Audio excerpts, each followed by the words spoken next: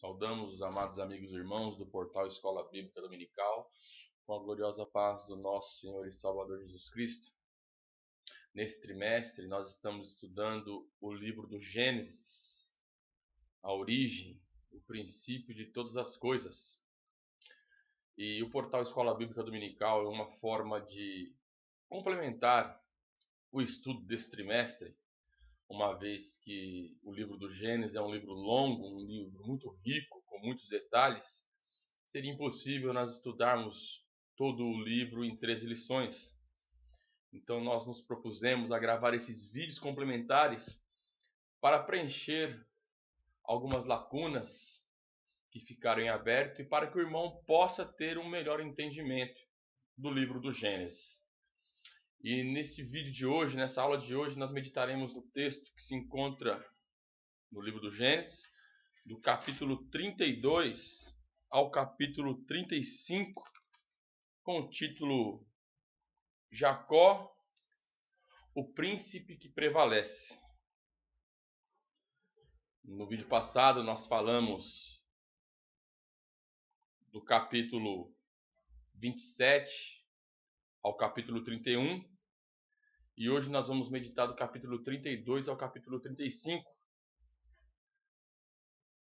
onde Jacó, depois que o seu tio Labão vai embora, ele passa a ter ali um alívio, né? Grandemente aliviado com a partida do seu tio Labão. Ele passa a arrumar a Betel, né? O destino que Deus havia indicado para ele, né?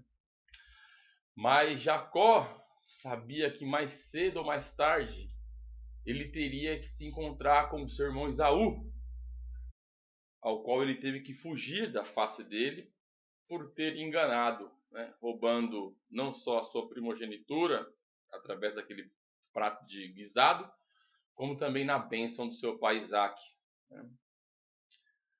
Provérbios, capítulo 18, Provérbios 18, versículo 19, ele fala da seguinte forma: o irmão ofendido é mais difícil de conquistar do que uma cidade forte, e as contendas são como os ferrolhos de um palácio. Então Jacó sabia o grande problema que ele ia enfrentar, uma vez que ele deixou o seu irmão Esaú em casa com os planos de assassiná-lo, né? Então ele previu que seria uma reunião difícil, né? E ele enviou diante dele mensageiros para encontrar seu irmão. Mas antes de nós meditarmos nesse texto, é interessante nós falarmos dos versículos imediatos, o versículo 1 do capítulo 32, que diz assim: ó, e foi também Jacó e seu caminho, e encontraram-no os anjos de Deus. E Jacó disse quando os viu: este é o exército de Deus, e chamou o nome daquele lugar Manaim, que significa dois exércitos. Aqui nós vemos, amados, depois de Deus vir confirmando de várias formas que estava com Jacó, inclusive desta vez que o seu tio veio atrás, despertou o seu tio na madrugada, dizendo ao seu tio para não fazer nada com Jacó. O capítulo 32, ele se inicia com essa revelação que os anjos de Deus encontraram Jacó. Cabe aqui nós meditarmos um pouco nessa passagem, uma vez que nos últimos dias esta questão dos anjos, né, ela está na moda, ela está muito em voga, né? E o que acontece é que muitas pessoas têm dado mais atenção para a questão da angelologia do que para o próprio Deus, do que para o próprio Senhor Jesus Cristo e do Espírito Santo que nos ajuda no nosso dia a dia. A angelologia é um assunto da moda hoje, e nós podemos encontrar vários livros, né, que tratam de anjos. Mas nós temos que entender, amados irmãos, que nós podemos clamar ao Senhor, podemos pedir a ajuda dele, mas nós não temos poder nenhum para invocar ou chamar algum anjo. Vamos ver aqui o Salmo 34, versículo 7, que fala da seguinte forma. Salmos de número 34, versículo 7 fala da seguinte forma: o anjo do Senhor acampa-se ao redor do que os teme e os livra. O Salmo 46 também, versículo 7, fala da seguinte forma. Salmos 46, verso 7. O Senhor dos exércitos está conosco. O Deus de Jacó é o nosso refúgio. Hebreus, capítulo 1, versículo 13, fala da seguinte forma. Hebreus, capítulo 1, versículo 13. E a qual dos anjos disse jamais: assenta-te à minha destra, até que ponha os teus inimigos por escabelo dos seus pés. E diz o versículo 14: não são porventura todos eles espíritos ministradores enviados para servir a favor daqueles que hão de herdar a salvação?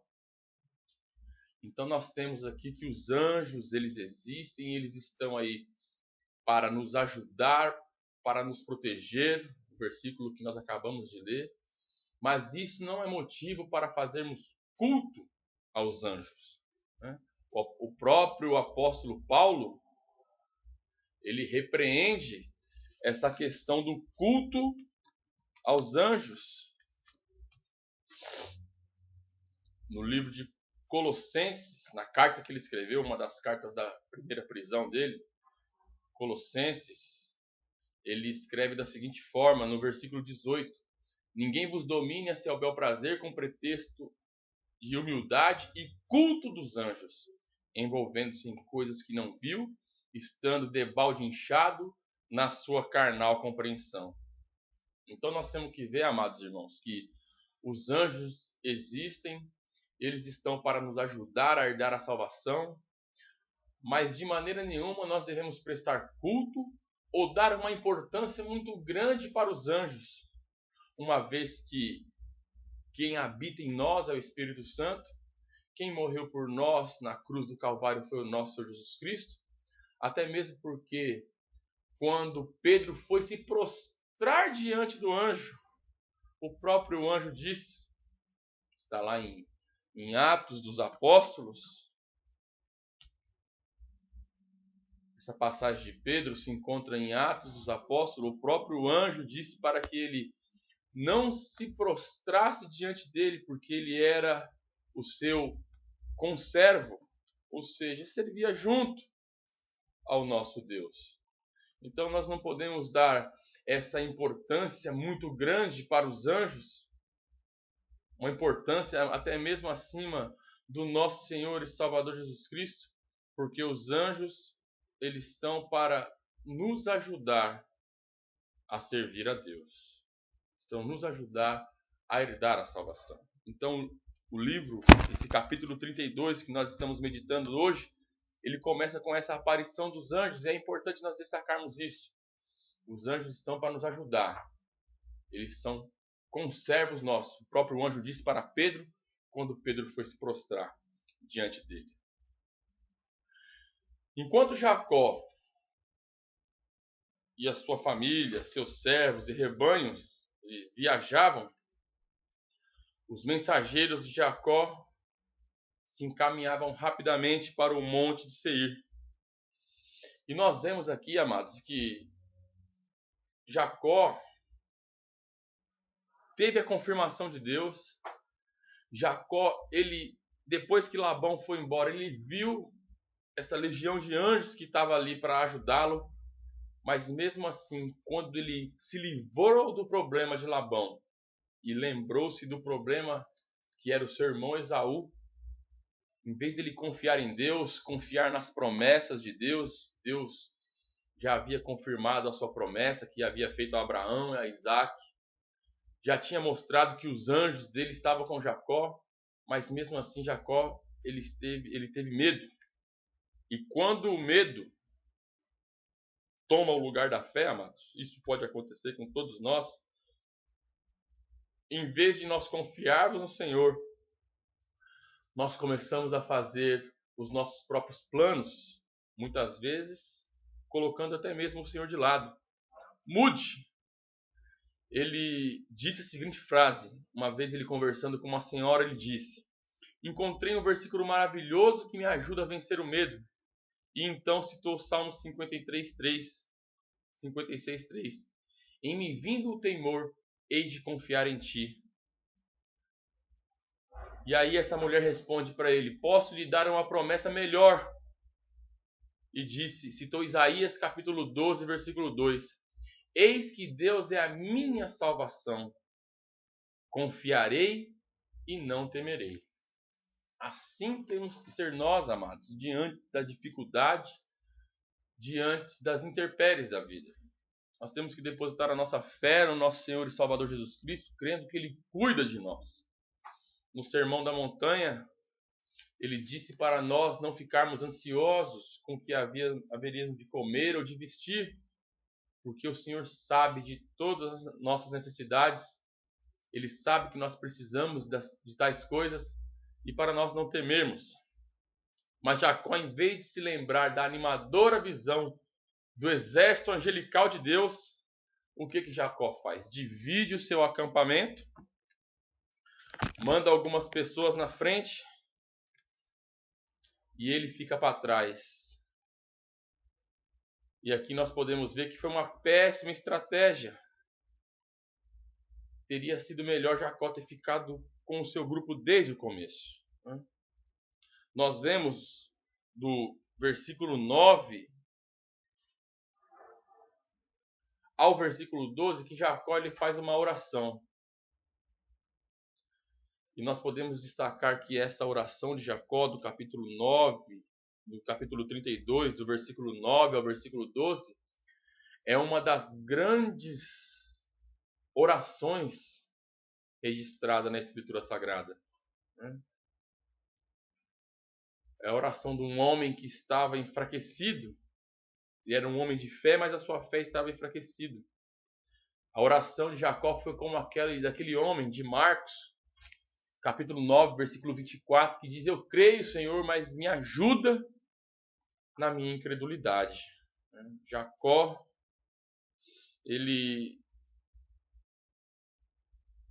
possuía um conhecimento profundo dos caminhos, do caráter de Deus, mas ele estava orando em desespero. Primeiro ele cita nessa oração a aliança de Deus. Em sua graça, Deus havia chamado Abraão e feito uma aliança com ele, está registrado em Gênesis 12, do versículo 1 ao 3, e essa aliança havia sido reafirmada tanto a Isaac como para o próprio Jacó. Foi com base nela que Jacó pediu a Deus pela ajuda que precisava desesperadamente.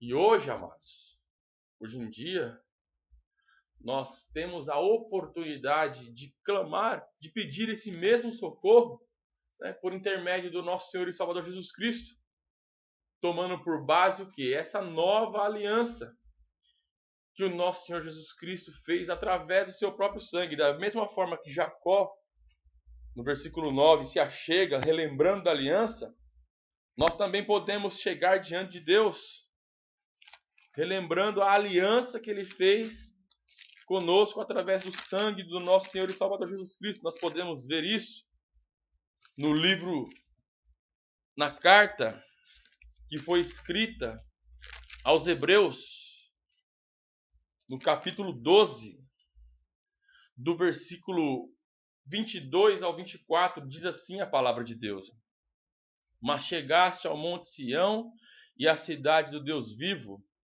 a Jerusalém celestial e aos muitos milhares de anjos, a universal assembleia, a igreja dos primogênitos que estão inscritos nos céus, e a Deus, o juiz de todos, e aos espíritos dos justos aperfeiçoados, e a Jesus, o mediador de uma nova aliança, e ao sangue da aspersão, que fala melhor do que o de Abel.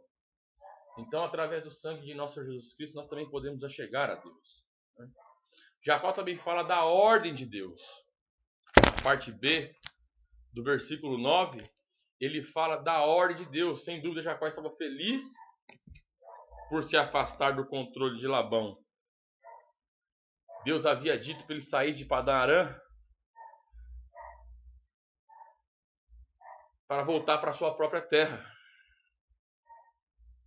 Pois a vontade do Senhor, a vontade de Deus,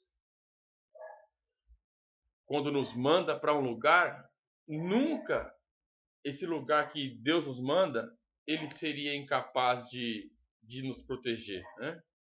Mas a imaginação de Jacó ultrapassou todos os limites. E ele tinha a certeza que o seu irmão Esaú estava vindo para destruí-lo, né? No versículo 10 nós vemos aqui, Jacó ele faz uma retrospectiva dos últimos 20 anos e lembrou a maneira maravilhosa como o Senhor havia cuidado dele, né? A cada fardo, a cada provação que ele precisou suportar, Deus sempre havia sido fiel e bondoso com ele. Nós observamos que quando Jacó chega na casa de Labão, tudo que possuía era seu cajado de peregrino, né? E agora, com a bênção de Deus, era um homem abastado. Tinha bens, tinha gado, tinha servos, né? E no versículo 11, nós vemos o propósito, né? Livra-me, peço-te da mão de meu irmão, da mão de Esaú, porque temo para que porventura não venha e me fira, e a mãe com os filhos. Nós vemos que ele não estava pensando somente em si, né? Ele estava pensando nas suas esposas, nos seus filhos, né? Os filhos de Jacó se multiplicaram e se tornariam a nação de Israel. Através dos 12 filhos de Jacó nasceria a nação de Israel. E nós vemos aqui no versículo 12 que Jacó lembra da promessa, né? Jacó lembrou o Senhor das promessas que ele fizera em Betel, especialmente que lhe faria bem e que multiplicaria a sua descendência. Então nós vemos que Jacó faz uma oração desesperado, lembrando as promessas, pedindo para que Deus cuidasse dele e da sua família. A partir do versículo 13, nós vemos ali que a pacificação, o encontro dele com o seu irmão Esaú, nós vemos ali que Deus já tinha entrado com providência e tinha aplacado o coração de Esaú, né? Nós vemos que Jacó, especialmente, né, que Deus estaria com ele, apesar de não desejarmos imitar aí o medo, a incredulidade, a dissimulação. Muitas vezes nós passamos pelos mesmos medos que Jacó passou, né? Mas aqui nós vemos um problema que Jacó teve ao encontrar com seu irmão. Versículo 13 diz assim: e passou ali aquela noite e tomou do que lhe veio a sua mão um presente para seu irmão Esaú. E aqui fala-se dos presentes no versículo 14 e no versículo 15. E quando iam encontrando, quando Esaú ia encontrando esses presentes, ele ia perguntando de quem eram aqueles bens, e os próprios servos diziam que era do seu servo Jacó, uma pessoa que sabia que ia ser uma grande nação, sabia que Deus ia confirmar as promessas, mas agora ele se apresenta diante do seu irmão como servo, né? Mas aqui há um episódio, amados, do versículo 22 a seguir, antes que houvesse esse encontro de Esaú com Jacó, depois de ele ter mandado todos os bens na frente para aplacar a ira do seu irmão, nós temos uma passagem bem conhecida da palavra de Deus, que é do versículo 22 ao versículo 32, que é a famosa passagem de Jacó pelo val de Jaboque e quando ele luta com um anjo. Nós vemos aqui que ele passou aquela noite ali. Diz o versículo 22, e levantou-se aquela mesma noite e tomou as suas 2 mulheres, as suas 2 servas e seus 11 filhos e passou o val de Jaboque. E tomou e fê-los passar o ribeiro e fez passar tudo que tinha. Jacó, porém, ficou só e lutou com ele um varão até que a alva subia, e vendo que não prevalecia contra ele, tocou a juntura de sua coxa e se deslocou a juntura da sua coxa, da coxa de Jacó, lutando com ele. Há uma discussão sobre essa passagem, principalmente sobre a tradição judaica. Nós não entraremos aqui num detalhe mais profundo, mas segundo alguns estudiosos, principalmente aqueles voltados para o original, a tradição rabínica, a tradição judaica, diz que muitos entendem que essa coxa seria os órgãos genitais. Há palavras, algumas traduções que dão a entender isso. E outras passagens da Bíblia diz que seja a coxa mesmo. Há uma discussão muito grande que nós não entraremos nessa questão. Nós vamos falar somente dessa transformação de Jacó, né? Depois que ele se encontra com Deus, e aqui nós temos uma lição muito importante, amados.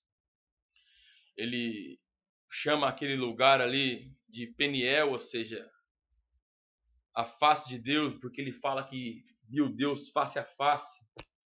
E aqui nós temos uma lição muito importante, principalmente nos dias de hoje, enquanto essa teologia da confissão positiva e da teologia da prosperidade, ela está muito em voga, está muito forte nos dias de hoje, distorcendo a verdadeira mensagem do Evangelho. Eu quero destacar aqui nessa passagem do encontro de Jacó com o anjo no val de Jaboque, quando Jacó fala no versículo 30, ele diz da seguinte forma: e chamou Jacó o nome daquele lugar Peniel, porque dizia: tenho visto a Deus face a face, e a minha alma foi salva. Como eu disse, eu não quero entrar muito no detalhe dessa questão da coxa, que até hoje os israelitas não comem, né? A juntura da coxa, que seria a parte de trás do animal, né? Eles não comem até hoje. Mas eu quero dar ênfase aqui para uma aplicabilidade na nossa vida cristã nos dias de hoje, uma vez que obedecer às dietas da Bíblia, para nós que somos gentis, são 4 determinações que está em Atos capítulo 15, não comer sangue, não comer carne sufocada, não comer coisas oferecidas a ídolos e a parte da prostituição. Para nós gentios, essa foi a determinação naquele concílio que está registrado em Atos capítulo 15. Mas o que eu quero deixar claro aqui é que Jacó, nós podemos observar que Jacó tinha muitos bens, amados. Jacó tinha servos, Jacó tinha gados. Quando nós pegamos aqui no versículo 14, voltando um pouco, olha o que ele manda na frente dele para aplacar a ira de Esaú. Ele mandou 200 cabras e 20 bodes, 200 ovelhas e 20 carneiros, 30 camelas de leite com suas crias, 40 vacas e 10 novilhos, 20 jumentas e 10 jumentinhos. Então nós podemos ver que tudo isso que ele mandou para o seu irmão Esaú, nós vemos que ele era um homem de posse.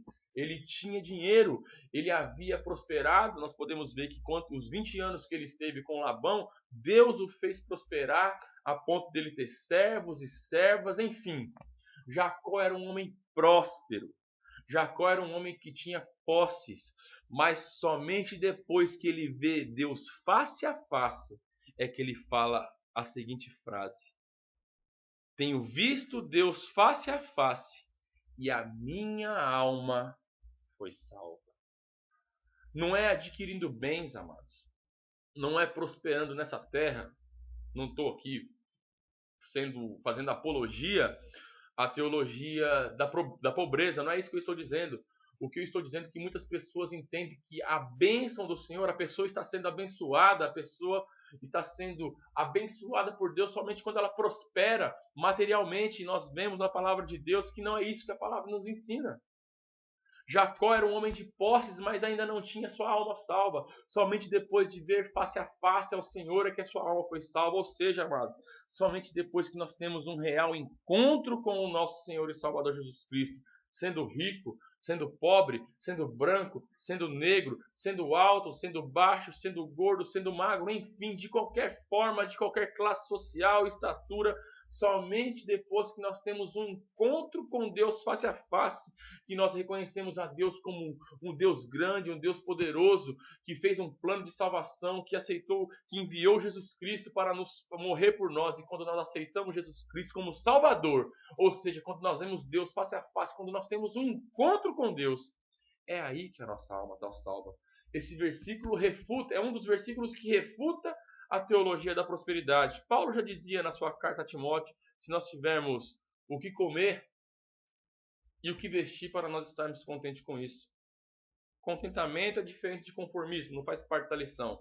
Mas o que eu quero destacar é que nesse encontro do Val de Jaboque nós temos essa importante lição, amados. Somente depois que nós nos encontramos com Deus é que nós temos a nossa alma salva. E ali Jacó passa a ser, depois de ele ter aquele encontro com Deus, ele passa a ser uma nova criatura, né? Jacó, ele se encontra com o Senhor. Jacó, ele se encontra consigo mesmo, né? Muito importante dizer isso. Jacó desejava a bênção de Deus em sua vida mais do que qualquer coisa, o que é um desejo elogiável, né? Mas o mais importante é quando ele tem um encontro consigo mesmo, né? E ele reconhece a grandeza de Deus. No capítulo 33 a seguir, amados, nós vemos o encontro de Esaú e Jacó, né? E nós aprendemos aqui uma grande lição com Jacó, né? Ao invés de ele confiar em Deus, né, ele, mesmo depois de ter esse encontro, ele ainda, né, faz algumas tramas, né? O príncipe com Deus, que é esse que significa, hoje, até os dias de hoje, muitos estudiosos ainda não chegaram a um consenso do que realmente esse nome significa. Uns dizem que aquele que luta com Deus, Deus luta, ou até mesmo permita que Deus governe, né? O próprio Deus tinha mudado o seu nome, mas ao invés de ele confiar nisso, ele mais uma vez ele trama, né? Manda os seus servos na frente, e aqui ele cria mais um problema, porque nós podemos observar que ele manda todos na frente, e ele coloca Raquel, que era sua esposa predileta, e coloca José, o seu filho predileto, atrás dos outros. E ele criou mais um problema no seu lar, né? Porque nós vemos que José passou a ser odiado, né? E todo mundo sabia que Jacó era o filho predileto dele. Ao invés de manquejar, ele se prostra diante de Esaú, né? O príncipe de Deus se prostra diante de Esaú. Nós vemos aqui que Jacó, se ele tivesse manquejado, talvez seu irmão perguntaria, né, qual seria a causa daquele problema, e teria sido uma excelente oportunidade para Jacó dizer que se encontrou com Deus, né?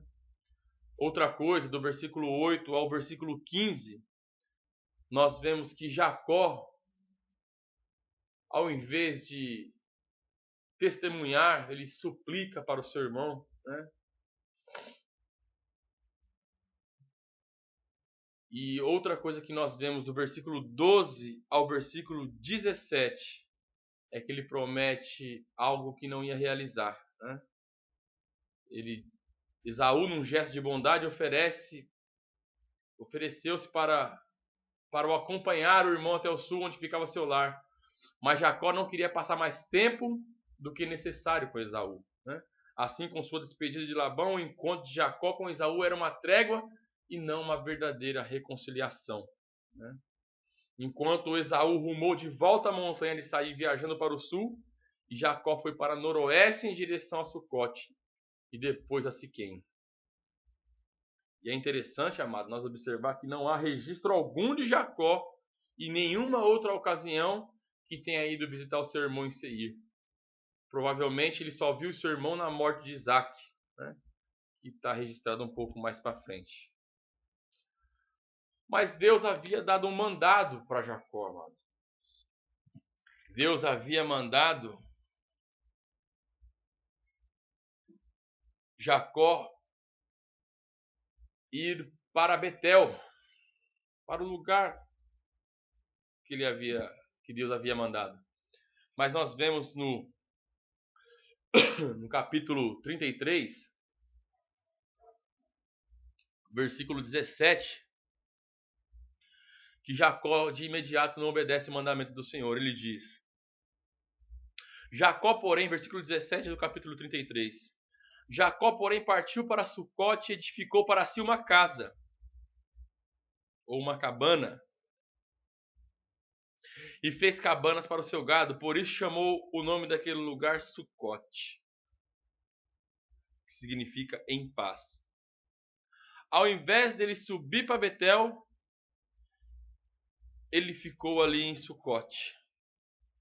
E nós vemos ali que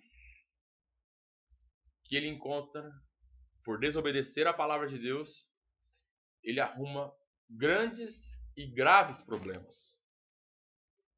Primeiro, sua filha Diná, que era filha de Leia, né, ela começa a se envolver com os siquemitas. E os siquemitas, por ser uma nação idólatra, né, não tinham muitos escrúpulos. O rei de Siquém passa e violenta. Diná, ela é violentada. Nós vemos aqui que por 3 vezes nessa passagem do versículo 2 do capítulo 34 ao versículo 5, por 3 vezes a palavra violada é usada para descrever esse ato perverso de Siquém.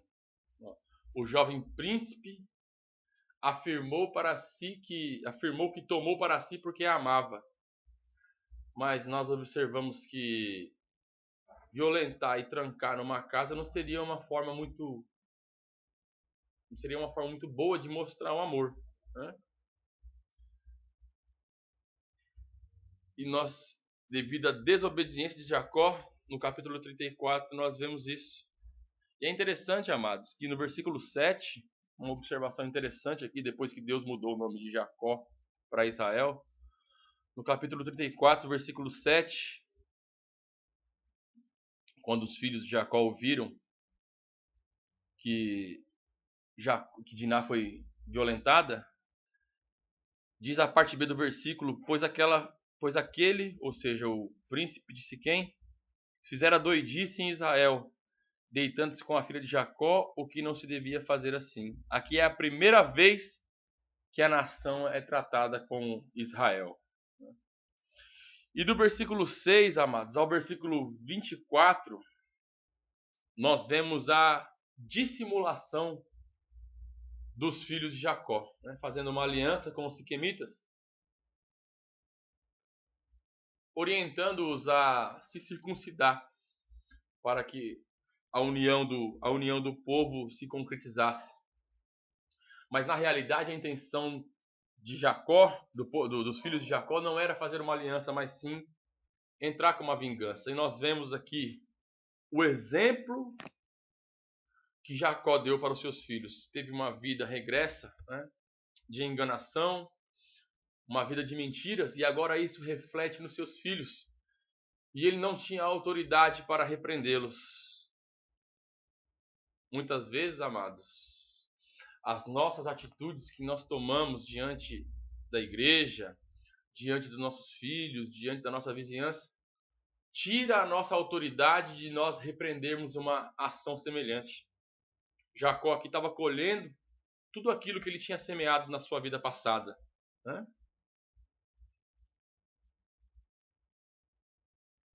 Nós vemos essa dissimulação, e do versículo 25 ao versículo 31, nós vemos a terrível vingança que os filhos de Jacó fizeram para cima dos siquemitas, né? A palavra diz que, versículo 25, que no terceiro dia, quando eles estavam sofrendo a maior dor por causa da circuncisão, a circuncisão era uma cirurgia que se fazia no órgão sexual masculino, que cortava-se o prepúcio, foi instituída no livro do Gênesis para Abraão, sinalizando a aliança de Deus com Abraão. Então, no terceiro dia, onde a dor era maior, Simeão e Levi invadem o acampamento e matam todos os homens e tomam todas as mulheres e todas essas crianças. E no versículo 30 nós vemos o que disse Jacó, né?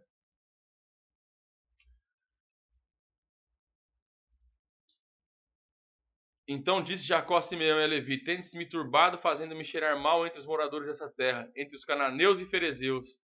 Sendo eu pouco povo em número, ajuntar-se-ão e ficarei destruído, eu e minha casa. E aí os seus filhos depois se justificam no versículo 31. Mas aqui nós vemos, amados, que Jacó ele não tinha autoridade para repreender os seus filhos.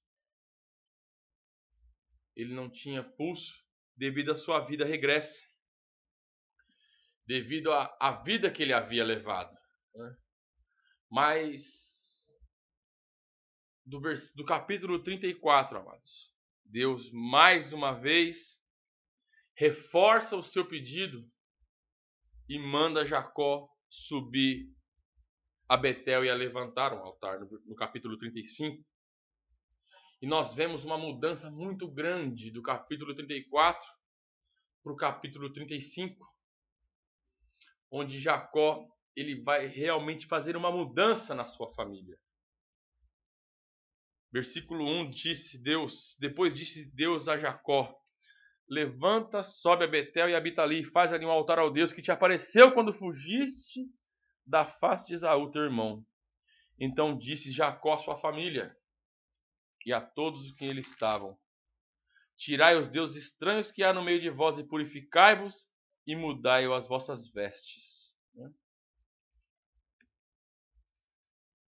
Jacó, como se fosse um recomeço na sua vida, ele instrui os membros da sua casa a mudar as vestes, a se purificar e a tirar os deuses estranhos do meio deles.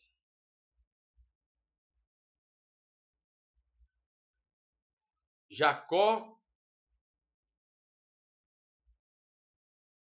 ele pede um tempo para a purificação de todos, sendo que a primeira coisa que eles precisavam fazer era se livrar dos ídolos estranhos, né? E nós vemos que Gênesis 31, 19, versículo 34, versículo 19, 34 e 35, nós vemos que Raquel havia roubado os ídolos do seu pai. Então havia esse costume no meio deles, né? A adoração aos deuses da nação pagã sempre foi, né, uma tentação para os israelitas, né?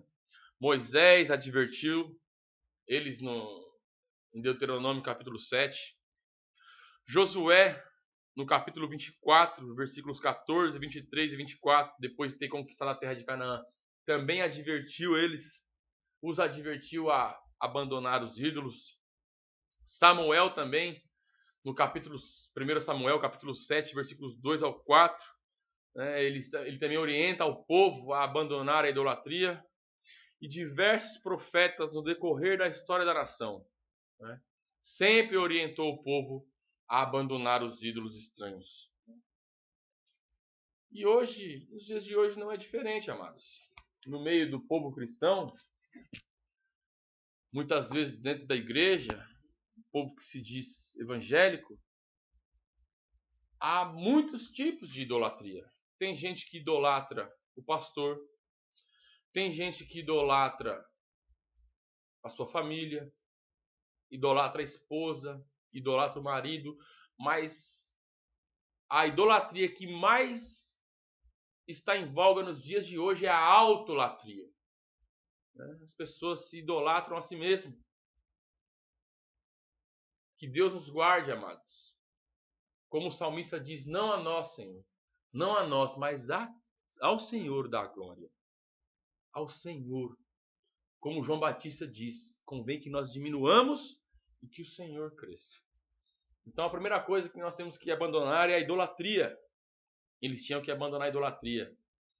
A outra coisa era se purificar. A maioria das pessoas hoje em dia está acostumada, né? Nós estamos acostumados com água encanada, perfume, sabonete, guarda-roupas cheios, né? Isso são coisas normais para nós nos dias de hoje, mas naquela época, essas práticas hoje de higiene era luxo para eles. E isso tem uma grande simbologia para nós. O que para eles era luxo, hoje para nós é uma coisa cotidiana. Trocar as vestes, tomar um banho, se purificar. Mas isso tem uma simbologia muito grande na Escritura. O ato de lavar o corpo, de trocar a roupa, simboliza um recomeço. Assim como a sujeira, o pecado nos contamina e deve ser removido com a água. Nossas roupas velhas retratam a antiga vida e os nossos erros. Mas Deus, em sua misericórdia, nos dá vestes novas para que possamos recomeçar. Antes de dar a lei a Moisés no Monte Sinai, Deus ordenou que trocasse a roupa e que o povo se purificasse. Então nós vemos aqui que Jacó toma uma atitude diante da sua família. Para que ele pudesse subir a Betel e que ele pudesse adorar a Deus, ele pede para que eles troquem as vestes, se purifiquem, tirem as arrecadas, né, das orelhas. Aqui seria argolas, aqui seriam brincos, costumes que eles tinham, né, que estavam nas suas orelhas, né? E nós vemos aqui no versículo 5, amados, depois que o povo faz um concerto, depois que essa família faz um concerto com Deus, que realmente muda de vida, há ali uma conversão. Nós vemos no versículo 5 a proteção de Deus, né? Depois que eles fazem um concerto com Deus, assim como Jacó fez um concerto, a sua família entra em concerto, a palavra do Senhor nos diz que eles partiram. E o terror de Deus foi sobre as cidades que estavam ao redor deles, e não seguiram após os filhos de Jacó. Quando nós estamos em obediência diante de Deus, amados, quando a nossa família, juntamente conosco, está em obediência diante de Deus, o nosso Deus nos protege, o nosso Deus nos guarda, e o nosso Deus nos livra do mal. Aqui a importância, amados, nós vemos que quando a família está servindo a Deus, quando todos estão na presença de Deus, há uma proteção espiritual. Muitas vezes nós não vemos essa proteção, mas se Deus abrisse nossos olhos, como Ele abriu de Geazi, e nós pudéssemos ver os anjos do Senhor acampados ao nosso redor, nós veríamos que Deus, Ele nos guarda, Ele nos protege enquanto nós estamos na sua presença. Foi assim com a família de Jacó. E assim é com a nossa família. Deus, Ele nos protege. A palavra diz que um terror de Deus foi sobre todas as cidades ao redor que estavam e ninguém o seguiu. Deus protegeu Jacó e a sua casa, né? Vejamos, depois do ataque sanguinário de Simeão e Levi contra os siquemitas, Jacó temeu ser atacado pelos cananeus. Mas Deus cumpriu sua promessa e cuidou de Jacó e de seu povo enquanto se dirigia a Betel. Esse mesmo terror de Deus foi adiante de Israel em sua jornada rumo a Canaã e preparou o caminho para que conquistassem a terra prometida. Está em Êxodo, capítulo 15, versículos 4 a 16, Deuteronômio 2, 24 e 25, e Josué 2, do versículo 8 a 14. Vejamos, amados, quando o povo de Deus faz a vontade de Deus, a maneira de Deus, vou repetir isso aqui, preste atenção. Quando o povo de Deus faz a vontade de Deus, a maneira de Deus, pode contar com a proteção e provisão do Senhor.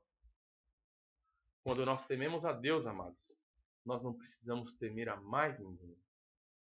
Do versículo 6 ao versículo 8, nós vemos que assim que chegou Jacó à luz, que está na terra de Canaã, esta é Betel, ele e todo o povo com ele havia, edificou ali um altar e chamou aquele lugar de El Betel, ou seja, o Deus de Betel, porquanto Deus ali tinha manifestado quando fugia de diante da face do seu irmão. Ele pega e adora ao Senhor assim que chega. Né? E depois que ele adora ao Senhor, né, Deus aparece mais uma vez, né, a Jacó. Depois da morte de Débora, versículo 8 registra: e morreu Débora, a ama de Rebeca, e foi sepultada ao pé de Betel, debaixo do carvalho, cujo nome chamou Alom-Bacute, que significa o carvalho de pranto. Nós vemos aqui que nós não sabemos, né? Diz a Escritura que Débora morreu. Nós não sabemos em que momento Débora, a serva de Rebeca, tornou-se parte da casa de Jacó. Né? Débora havia ficado com Isaac até Jacó aproximar-se de Hebron. Então foi ao encontro do menino que havia ajudado a criar tantos anos antes. O carinho com que Jacó tratou essa serva idosa é um exemplo a ser seguido por todos nós. A morte de Débora foi até registrada no livro. E do versículo 9 ao versículo 15, nós vemos Deus aparecendo mais uma vez a Jacó. Em sua primeira experiência em Betel, Jacó havia visto Deus e os anjos em sonho. Mas dessa vez o Senhor apareceu-lhe de alguma forma especial e o abençoou. Deus reafirmou o nome de Jacó em Israel, em seu próprio nome, ou seja, Deus Todo-Poderoso, El Shaddai, e reafirmou também a promessa sobre a multiplicação dos descendentes de Jacó e a sua posse da terra. Nós vemos aqui que o próprio Deus aparece a Jacó, depois de ter adorado, depois de ter cultuado a Deus com toda a sua família. Deus aparece de uma forma muito especial a ele e reafirma todas as promessas. No versículo 16 a seguir, nós vemos uma passagem triste da vida de Jacó, né? Quando é o nascimento de Benjamim e a morte de Raquel. Nós vemos que Raquel, a amada de Jacó, soube que estava grávida.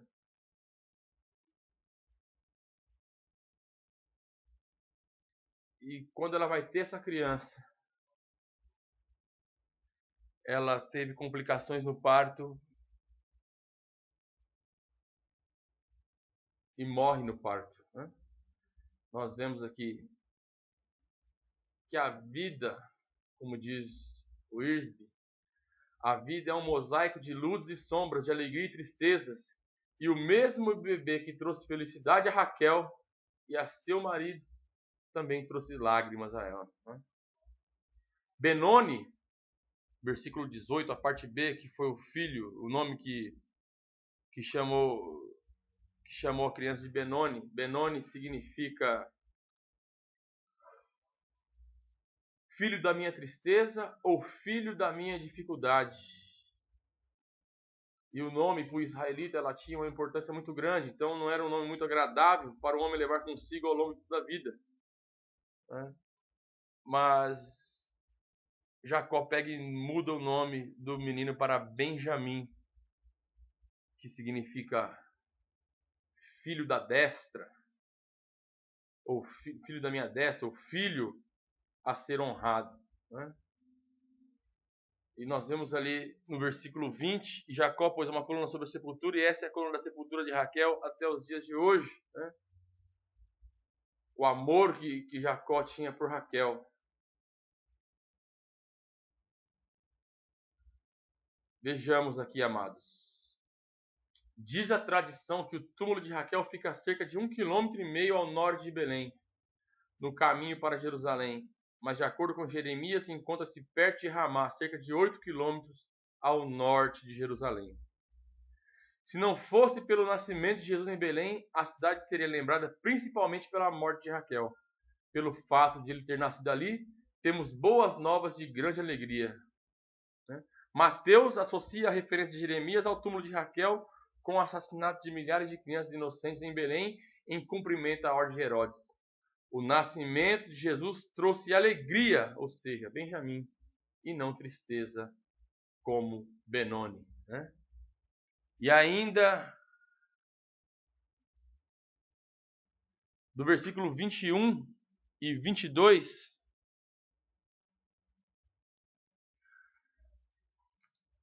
Jacó tem uma outra decepção na sua vida, que foi registrada nas Escrituras, nesse capítulo 35, versículo 21 e 22. Rubem, seu primogênito, acaba deitando-se com Bila, uma de suas concubinas.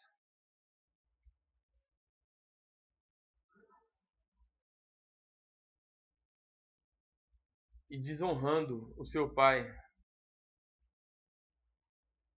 E nós vemos que Jacó, a princípio, não tomou nenhuma providência, né? Mas certamente ficou arrasado com a atitude do seu filho. Rubem demonstrou ter algum caráter quando ele foi defender José. Mas nessa questão aqui, ele não teve nenhum respeito para o seu pai. Apesar de Rubem ser o primogênito, seus irmãos não respeitavam a sua liderança. Em sua velhice, Jacó expôs o pecado de Rubem e destituiu o seu direito de primogenitura, dando a José. Está lá registrado em Gênesis 48, 1,14, 49, 3. Para finalizar, amados, nós podemos verificar que aqueles que ensinam que nossa dedicação ao Senhor automaticamente nos protege das dificuldades, das lágrimas, precisam meditar nesse capítulo com atenção. Sem dúvida, Deus havia perdoado Jacó e com certeza Jacó estava andando com o Senhor em fé e obediência. Ainda assim, amados, teve sua cota de provações. Se obedecermos a Deus apenas em função daquilo que ganhamos com isso, e não porque Ele é digno de nosso amor e obediência, então nossa motivação e atitudes são erradas. Nós temos que obedecer a Deus pelo que Ele é, não pelo que Ele faz, né? E no versículo 23 a seguir, nós vemos o final do capítulo 35. E Jacó veio a Isaac, seu pai, a Manre, e a Kiriat Arba, que é Hebron, onde peregrinou Abraão e Isaac. E foram os dias de Isaac 180 anos. E Isaac expirou e morreu, e foi recolhido aos seus povos, velho e farto de dias. E Esaú e Jacó, seus filhos, o sepultaram. Apesar de queria finalizar esse vídeo aqui, apesar de nós não termos esse registro aqui na Escritura, mas é interessante nós observarmos isso, porque aqui fala que Isaac expirou e morreu e foi recolhido aos seus povos, velho e farto de dias. E Esaú e Jacó, seus filhos, o sepultaram. É interessante observar, amados, que Abraão não é citado nesse velório aqui, mas é interessante observar que Abraão, Isaac e Jacó, eles permaneceram juntos por algum tempo. Aqui Abraão já havia morrido, por isso que ele não é citado. Mas quando nós observarmos as idades, nós vemos que quando nasceu Isaac, Abraão tinha aproximadamente 100 anos. Quando Isaac gerou a Jacó e a Esaú, ele tinha 60 anos. Ou seja, Abraão tinha 160 anos. E nós vemos que a Escritura registra que Abraão morreu com 175 anos. Ou seja, Abraão, Isaac e Jacó e Esaú, eles estiveram juntos. Possivelmente Abraão brincou com Jacó e Esaú. Pôde ver os seus netos até os 15 anos de idade. O livro do Gênesis continua, amados. O trimestre, ele continua com lições riquíssimas e edificantes para a nossa vida espiritual, como já dissemos aqui. Para nós entendermos a nossa vida, é necessário nós entendermos o começo. E é isso que trata o livro do Gênesis. No decorrer do trimestre, acompanhem as videoaulas no portal Escola Dominical. Acompanhem esses vídeos complementares que estão sendo postados no portal, para que nós possamos, na meditação, no estudo da Palavra de Deus, nos aperfeiçoar cada vez mais, para estarmos cada vez mais parecidos com Cristo. E esses homens do livro do Gênesis nos trazem lições muito importantes para a nossa vida. Porque o livro de Romanos, a carta que Paulo escreveu a Romanos, no capítulo 15, versículo 4, diz: porque tudo que dantes foi escrito para nosso ensino foi escrito, para que pela paciência e consolação das Escrituras tenhamos esperança. Amém.